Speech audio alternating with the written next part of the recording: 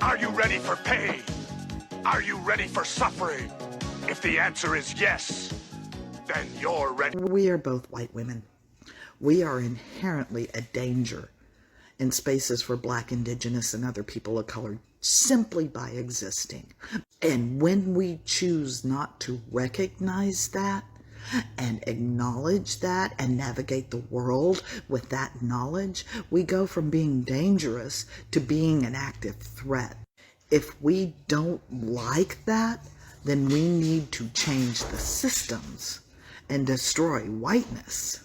Not expect Black, Indigenous, and other people of color to take the risk to let us into their space or to demand comfort and abuse the education that they offer us. The systems of whiteness make us dangerous. That's not individually insulting. Process that idea. We could just ignore my hair, please. So today during class, one of my classes were just all over the place. They would not stop talking, and they always know how to get me. Ask me questions about sex ed and I'm sucked into your loophole. I don't even know if that's the right phrase. But one student was like, do you believe that there's multiple genders, like in this country? And I said, yeah, I mean, depending on where you live, there could be no genders, or there could be more than 3, depending on your culture and your society. In our society, I do believe that there are multiple genders. And he was like, I don't believe that, because when you're born, they assign you boy or girl. And I said, yes, they do, based on your biological sex. Gender is the ideas formed from society and culture that are attached to the sexes. So then I asked him, what happens when a child is born and they're assigned non-binary? So I asked him what would happen if a child was born and they were assigned the gender being non-binary. And he had nothing to say. Now, is it common? No. But there are kids that are assigned no gender or no strict box of a gender when they are born. When I have children, they have a biological sex based on their body. I will not assign them a gender. They will learn and experience things that society says are only for certain genders. When they fully understand the idea of gender, different genders, how they feel about gender, then feel free, go off, go all out, balls to the wall, assign yourself a gender, or don't, I don't care. But we cannot sit here and say there are only 2 genders in this country because that's what the model has been. We know that before Europeans came and stole all of this motherfucking land, that Native American tribes, not all of them, but some of them, did not adhere to these ideas of gender. So I asked him, where are you getting your information from? And he said, doctors. I said, that's interesting because gender doesn't have to do with the body. He was confused. So hopefully when we revisit this conversation during the gender lesson, he'll rethink his statement. I mean, you're not wrong. On some level, even I am racist because I was raised in a society that pushes a racist narrative. You have to deconstruct that mindset and that ideology and that social construct that inundates us every single day with images of white supremacy. It's in movies, it's in advertising, it's in television, it's in the way that the media reports crime. It's in the lessons that we learned in school where they literally whitewash American history to make it seem like all of the greatest contributions were from white people. So, yeah, I don't disagree with this statement. And what I should have said is that you don't claim me, you're embarrassed for me to claim me as white because I speak out against racism.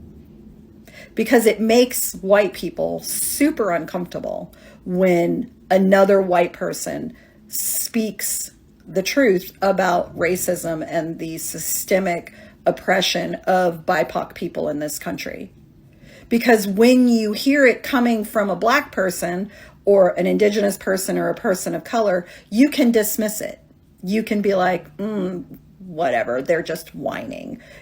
Slavery ended however long ago. Why are they still complaining about this? Like, they need to move on.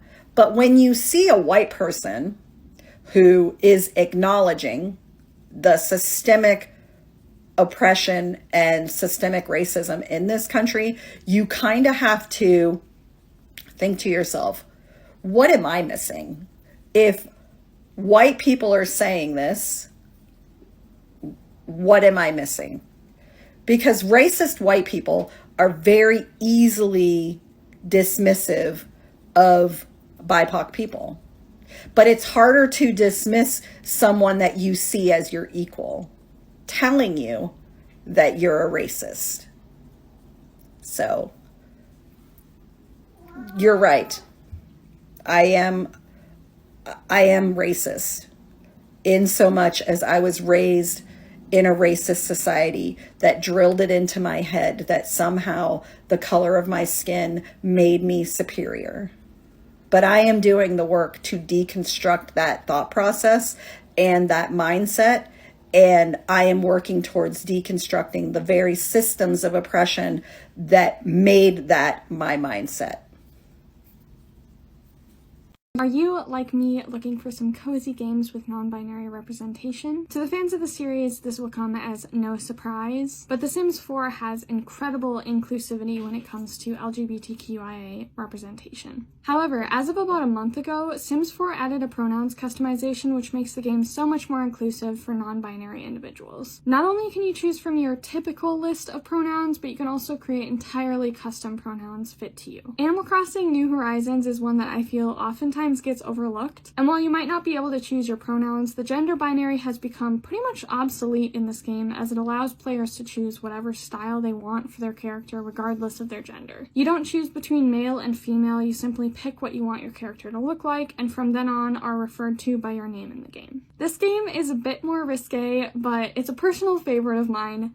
Max Gentleman Sexy Business. It's a dating simulator / tycoon game. While you're customizing your gentle Sona, you can choose your body type, which doesn't influence your dating options at all, and you can also choose what kind of business tycoon title you would like to be called between Sir, Madame, and Boss. Unfortunately for me, I've put 69 hours into this game, which pretty much means I can never play it again, so y'all will have to play it for me. And if you haven't already, please go ahead and click that follow button if you want to see more games with non-binary representation in them. Science is so racist. Genetics has been used for an excuse for racism. The genetic differences between people is 0.1%. So we created different races on this 0.1% difference.